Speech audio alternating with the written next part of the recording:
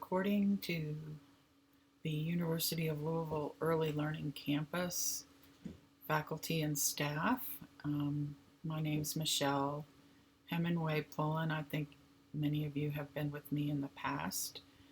And I'm creating a screen recording to kind of go over the upcoming training that I've been speaking with Jill and Terry about with regard to Reggio practices in your learning community. And the first portion of the training, because of COVID and wanting to not have too much virtual experience, 3 hours of training in a virtual online experience is usually too much for anyone. So we're going to start the training with an independent study document called Practicing Our Practice. And you will notice that you'll submit that to me, and there's my email there in the document. And I'll go over that assignment in just a moment. And my practice with TRIS credit is for you to submit it to me by email. And within 24 hours of that, I will confirm that I received your document and could open it. And then within 72 hours, I will confirm that I have updated your TRIS credit to 1 hour. So when you submit that, I give myself 72 hours, though usually it doesn't take me that long. And then the part 2 of this training will be done in a virtual online training in your April staff meeting. And that will be worth 2 hours of TRIS credit. And again, I will go over that evening. So you will have a document with questions on it for discussion in your small groups and teams, but you will not submit that to me. Your attendance and participation that evening or afternoon, depending on when you guys have your meetings, will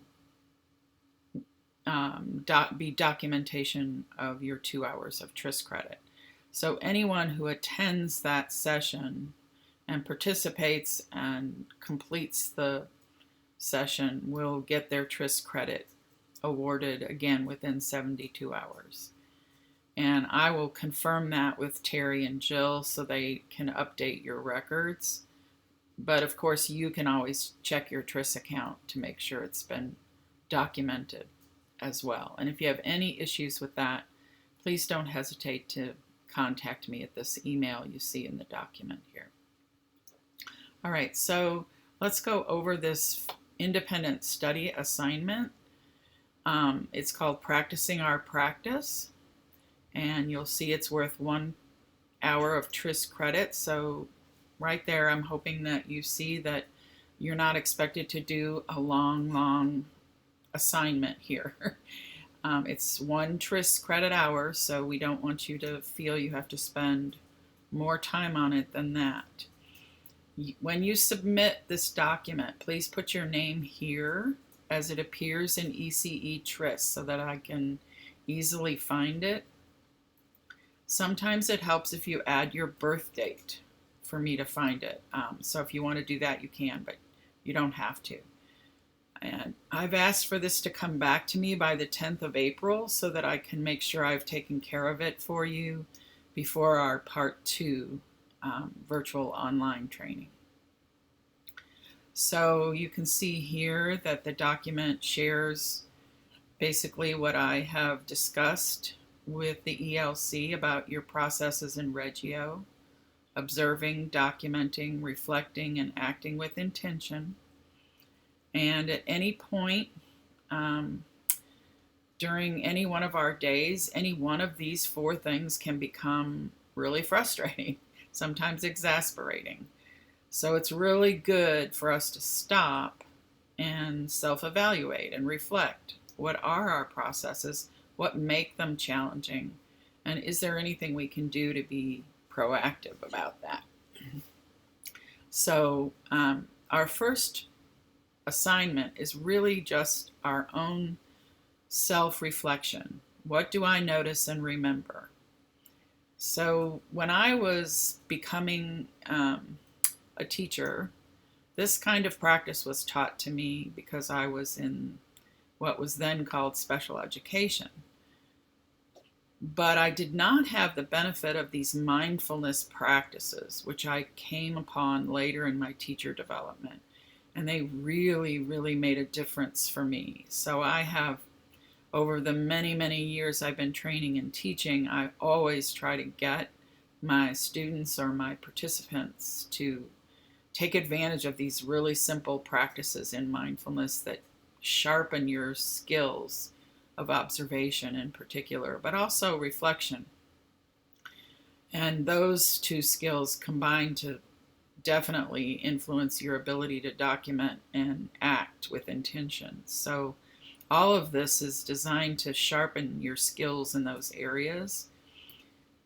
This assignment is to open this link called the 4-Minute Diary. It's done with a cartoonist named Linda Berry, who's I think is really funny, but she's a professor of media and art, and she's worked with thousands and thousands of people from all walks of life with these practices. So this one takes 4 minutes, literally. She shows you how to do it, and it takes 4 minutes to do it. You need a piece of scrap paper or a notebook and something to write with to do it. And she emphasizes what you saw in this particular activity. If you're somebody who seeing is not your primary sensory experience, then please substitute heard if that's your primary sensory experience, or whatever makes sense to you. Not everybody experiences everything primarily through the sight sense. So I just want to make sure I stated that. If you're somebody who has issues with writing or documenting in that way, feel free to have somebody transcribe for you. That's no problem at all. Okay, so what you're going to submit are the answers to these 2 questions. So if you go back here, you notice I put this part will not be submitted. So the part you do with Linda Berry in the document, the scrap paper or notebook, that part you won't submit. So don't worry about how you end up doing that. But the 2 questions here, your answers to those will be submitted. So you want to type or write directly into here. If you write, then just take a screenshot or scan it to me. That's fine. And then part 2 of the assignment is about looking at what you feel about what you notice. So Linda Berry focuses on what you noticed and remembered. And this part of the training focuses on what you felt about those things. So something called implicit bias, which I'm sure you've heard of, because these are unconsciously held beliefs, we're not aware of them, it's really important to acknowledge that we do have feelings about some of the things we're asked to observe or reflect on in early childhood. So you notice here I wrote that for me it was snack time. I really did not like doing observations or documentation or anything like that about snack time. I did not mind doing snack time, but I did not particularly like to do observations about it. And I have to laugh because I think, well, maybe that's because I had to feed my younger brothers and sisters growing up all the time and make sure they came to the dinner table. But anyway, it's good to be aware of those things. And this little mindfulness exercise here also only takes a couple of minutes. So watch the video and do that a few times over the week. Choose some activity in the classroom. If you want to choose a child who you're struggling with, that's fine, but please don't name the child in the assignment. You can just say, I chose a child to focus on. So here is the part you will submit, and you just answer these 2 questions. So I hope this little recording has helped you feel more confident about how to do the assignment, and I look forward to reading your results.